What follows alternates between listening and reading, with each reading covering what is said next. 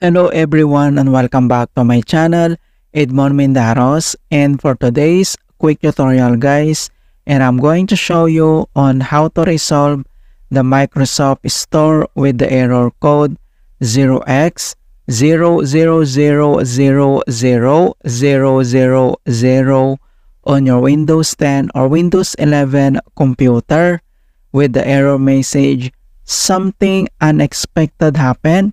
Reporting this problem will help us understand it better.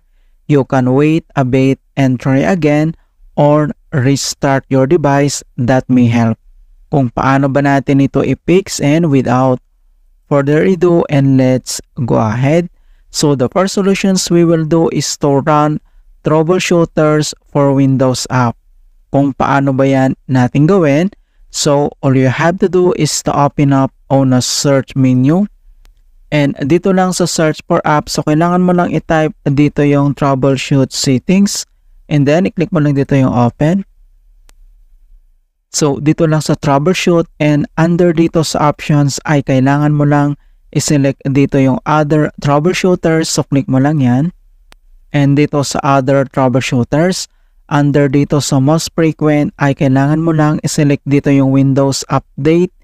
And dito lang sa right side, makikita mo dito yung run. So, i-click mo lang yan. And wait natin na ma-complete yung detecting problems, initializing, and diagnostic process. Okay, so troubleshooting has completed.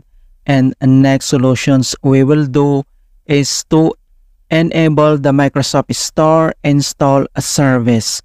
Kung paano ba yan natin gawin? So, all you have to do is to open up again on a search menu.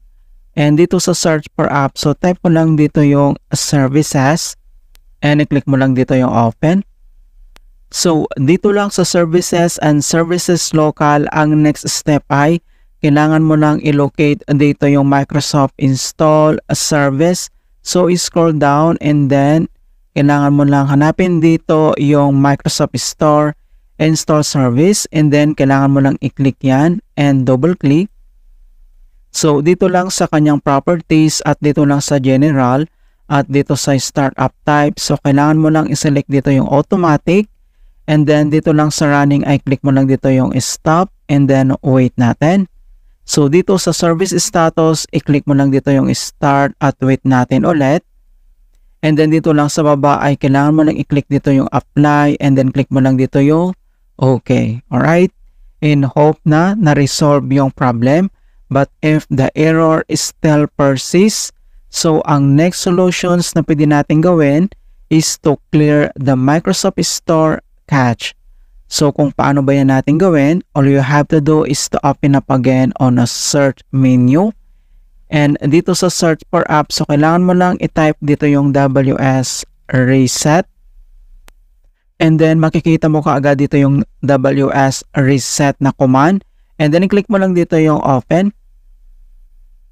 So this procedure is a troubleshooting tool which is used to reset or clear the Windows Store without changing the account settings or deleting installed apps. Kaya ginagawa natin yan na command na WS reset para mag-back to default yung Microsoft Store natin at ma-fix yung problem, right? So once nagawa mo na yan and then close mo lang ito, and the other solutions na pwede natin gawin is to run the SFC tool. Kung paano ba yan natin gawin, all you have to do is to open up again on a search menu.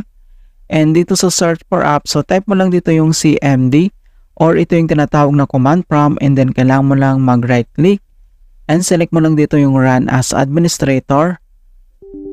If you receive user account control, and click mo lang dito yung yes.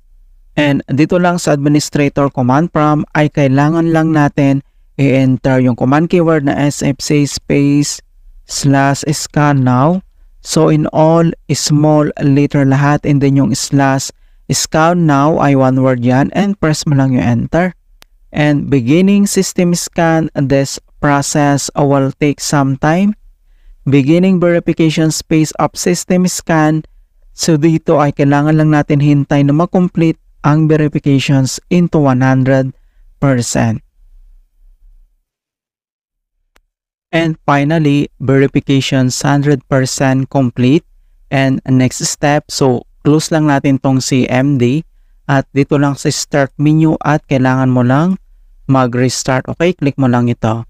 Alright, so ganun lang po kasimple on how to fix the Microsoft Store with the error code 0x00000000 in Windows 10 or Windows 11. And please don't forget to like this video and subscribe to my channel for more quality content. Thank you guys and see you in my next tutorial.